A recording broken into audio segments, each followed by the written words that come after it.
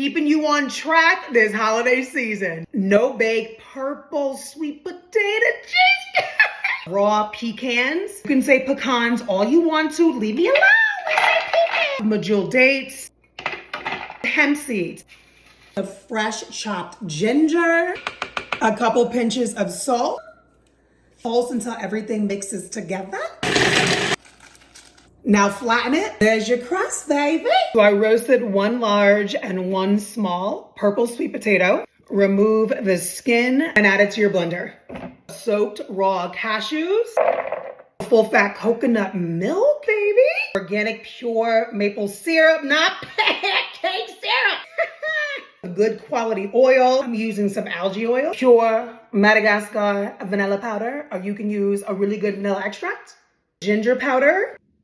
And don't forget the cinnamon. Okay. Nutmeg.